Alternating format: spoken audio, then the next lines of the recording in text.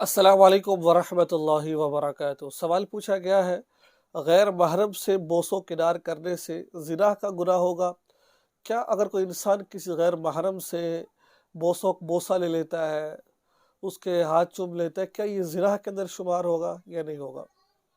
یہ سوال ہے آج کا۔ یہ بہت سارے لوگ سوال اس طرح کے پوچھتے ہیں۔ دیکھیں،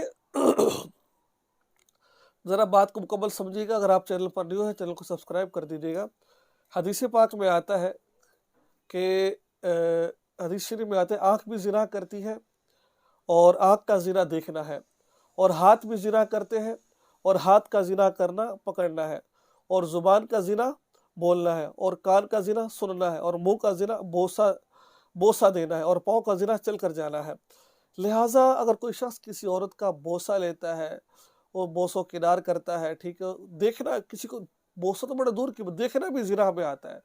لیکن یہ ایک جو زنا انسان حقیقتاً کرتا ہے نا، جو تعلق ہوتا ہے، وہ والا گناہ نہیں ملے گا، لیکن یہ کو زنا کے اندر مجازاً اس کو زنا کہا گیا ہے، کیونکہ یہ دیکھنا، چل کر جانا، ہاتھ لگانا، یہ زنا کی طرف لے کر کے جا رہے ہیں انسان کو، ٹھیک ہے۔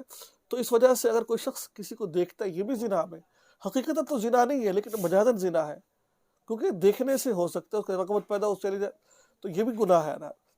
جیسے اللہ کے نبی نے فرمایا، دیکھنا بھی، ہاتھ لگانا بھی، بوسہ لینا بھی، سب زنا کے اندر آتے ہیں۔ زنا ہے، لیکن فرق کیا ہے؟ جو حقیقتاً زنا ہے، جو اس کا گناہ ملے گا، اس قدر تو گناہ نہیں ملے گا۔ جو زنا کرنے سے حد قائم ہوگی، وہ تو قائم نہیں ہوگی، وہ تو نہیں ہوگا، لیکن زنا کے اندر اس کو رسول اللہ صلی اللہ علیہ وسلم نے مفہوم ہے، اس کو تصور کیا گیا۔ اس سے بھی انسان کو بچنا چاہیے۔ بہت سارے لوگ غلط فہمی کا شکار ہوتے ہیں اور یہ کام کر لیتے ہیں۔ تو یہ تھی آج کی ویڈیو، مجھے امید ہے کچھ نہ کچھ سیکھنے کو ضرور ملا ہوگا۔